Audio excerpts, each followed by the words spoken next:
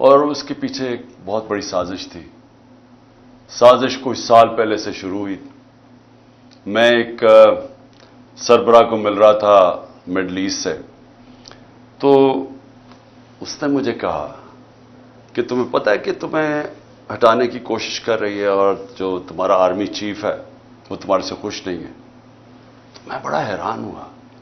میں تو سمجھا ہم ایک پیج پہ ہیں اور ہمیں تو کوئی سوچ بھی نہیں سکتا تھا. تو میں نے اس کو کہا تم کیا باتیں کر رہے ہو. مجھے کہ کانفرنس پہ ملا. تو جب ہم نے ریورس انجینئرنگ کی، جب سے ہماری گورنمنٹ گئی اور میں نے پھر پیچھے سارا جائزہ لیا کہ کیا کیا ایونٹس ہوئے اور کس طرح کی سازش ہوئی اور کون کون اس میں ملوث تھا. لیکن ایک کردار جو سب سے جو اس کا ماسٹر مائنڈ تھا، تو وہ پھر آہستہ آہستہ ساری سمجھ آ گئی. کدھر کدھر دھوکے ہوئے ہمارے سے، کدھر کدھر ہمیں لال بتی کے پیچھے لگایا گیا، کدھر کدھر جھوٹ بولے گئے. اور ساری کوشش یہ تھی، پہلے سے پلان بنا ہوا تھا کہ مجھے ریپلیس کرنا تھا شہباز شریف سے.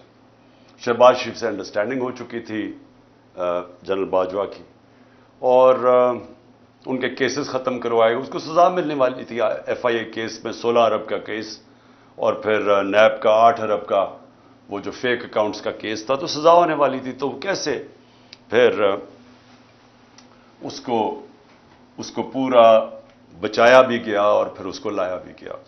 اور پھر جو ہم سمجھتے تھے کہ امریکہ سے سازش شروع ہوئی ہے، شروع وہاں سے نہیں ہوئی، شروع ادھر سے ہوئی تھی. انہوں نے حسین حقانی کو ہمارے گورنمنٹ نے ہائر کروایا گیا، میرے خلاف پروپیگنڈا کیا گیا اور اس نے کہا کہ کیسے جنرل باجوہ کتنے اچھے ہیں اور پرو امریکہ ہے اور عمران خان اینٹی امریکہ ہے. اور پھر ادھر سے وہ سائفر آیا.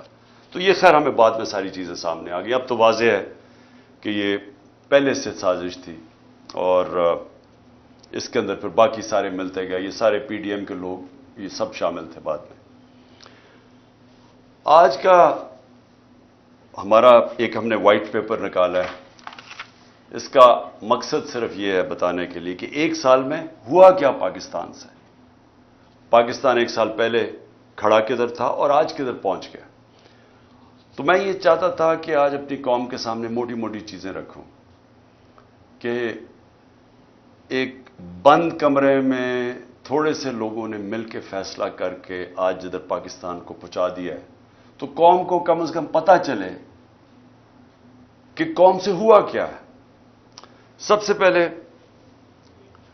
جیسے اور پاکستان کھڑا کدھر، سال پہلے کدھر کھڑا تھا. ایک تو اکنامک سروے میں آپ ساری چیزیں دیکھ سکتے ہیں جو پاکستان کی جو ہر سال معیشت کے اوپر جو ایک سروے چھپتی ہے، اس میں یہ سب چیزیں آ جائیں گی.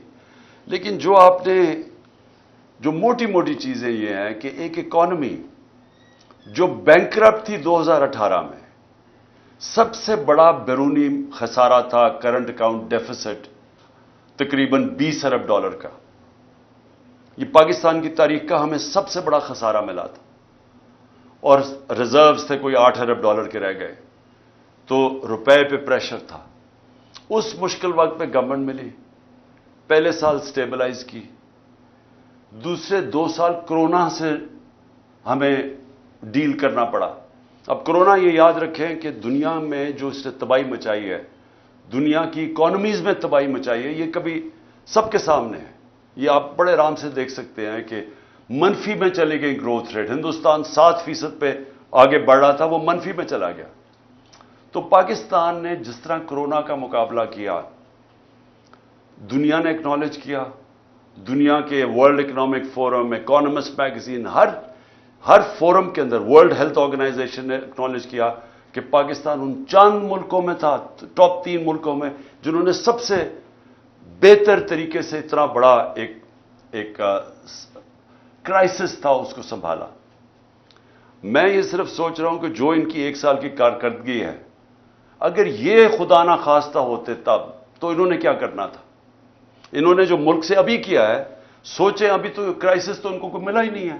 کرائسس تو سارے ہمیں ملے تھے کیونکہ کرونا کا کرائسس ہم نے ڈیل کیا. انہوں نے جو بینکرپٹ کر کے گئے وہ ہم نے اکانومی کھڑی کی. تو اگر یہ وہاں ہوتے تو انہوں نے سب سے پہلے تو لاک ڈاؤن لگا دینا تھا. ان کی سٹیٹمنٹس آ کے بند کر دو پاکستان کو. تو اگر وہ بند کر دیتے, آگے مشکل حالات تھے, تو یہاں تو لوگوں نے بھوکے مر جانا تھا. تو ہم نے جو اسمارٹ لاک ڈاؤن ان کی تنقید بھی سنی, تو شکر کریں کہ یہ اللہ نے ان کو تب وہاں نہیں رکھا ہوا تھا. اس کے بعد آخری 2 سال 5.7% پہ ہماری اکانومی اوپر گئی اور 6% پہ اوپر گئی. اور یہ یاد رکھیں کہ 17 سال میں بہترین پاکستان کی اکنامک پرفارمنس تھی. ہمیں پرابلمز آ رہے تھے. پرابلمز کیا تھا کہ دنیا میں کرونا کی سپلائی سائڈ کی رکاوٹ کی وجہ سے جو اوپر گئی, وہ جس کو کہتے ہیں کموڈٹی سپر سائیکل, انرجی کی قیمتیں اوپر چلی گئیں, گیس کی سب سے زیادہ, تیل کی, کوئلے کی, سب اوپر چلی گئی. اور اس کی وجہ سے ساری دنیا کے اندر مہنگائی آئی. تو ہم بھی مہنگائی سے ڈیل کر رہے تھے. ہمیں مسلسل انہوں نے کہا کہ مہنگائی میں ملک تباہ ہو گیا. لیکن یاد رکھیں کہ سب سے بڑا جو چیز مہنگائی کرتی ہے وہ تیل ہے. تو ہمارے زمانے میں آخری سال میں $110 سے $115 پہ تیل چلا گیا تھا. ان کے دور میں ابھی $65 تھا, اور اب کبھی $70 ہوتا ہے, $80 پہ سنا ابھی گیا ہوا ہے. تو فرق دیکھیں کہ تیل کا تب کتنا مہنگا تھا, اب کتنا مہنگا. تو ان کا تو کوئی اتنا بڑا کرائسس نہیں تھا. ہم نے سب سے زیادہ کرائسس ڈیل کیے. اور اس کے باوجود جب ہماری گروتھ ریٹ تھی 5.7 اور 6%, یہ 17 سال میں پاکستان کی بہترین گروتھ ریٹ تھی. اور یاد رکھیں اس سے پہلے جو تھی, امریکن ڈالر آ رہے تھے وار آن ٹیرر میں. اس سے پہلے جنرل ضیاء الحق کے تب پھر ڈالرز آ رہے تھے افغان جہاد میں. اس سے پہلے ایوب خان کی سیٹوں سینٹوں میں پھر امریکن ڈالر آ رہے تھے. یہ امریکن ڈالرز آنے کے بغیر پاکستان کی گروتھ 5.7 اور 6% تھی. جو ہم نے تیل کی قیمتیں, پٹرول اور ڈیزل کی قیمت نیچے رکھی, وہ کیوں رکھی تھی؟ کیونکہ ہم سمجھ رہے تھے کہ ببل ہے, یہ تھوڑی دیر کے نیچے آ جائے گا, لیکن ہماری اکانومی اتنا اونچ نیچ نہیں دے سکتی, اس لیے ہم نے سبسڈائز کی. کیونکہ ہم نے روس سے جب میں وہاں گیا, میں نے صدر پوٹن سے جب ملاقات ہوئی, ہم نے ان کو بتایا کہ ہمارے ملک میں یہ آپ کی ٹینشن کی وجہ سے تبھی تیل کی قیمتیں اوپر چلی گئی تھی. تو انہوں نے پھر اپنا انرجی منسٹر بھیجا, حماد اظہر سے ملاقات ہوئی, اور ہماری انڈرسٹینڈنگ یہ تھی کہ ہم نے جس طرح ہندوستان سستا تیل روس سے لے رہا تھا, پاکستان نے بھی لینا تھا. اور بدقسمتی سے آتے ساتھ ہی آپ کو پتا ہے کہ سازش شروع ہو گئی. واپس آئے تو ووٹ آف نو کانفیڈنس ہو گئی, اور اس کے بعد ہماری گورنمنٹ چند ہفتوں میں چلی گئی. تو وہ بیچ میں ہی چیزیں رہ گئی.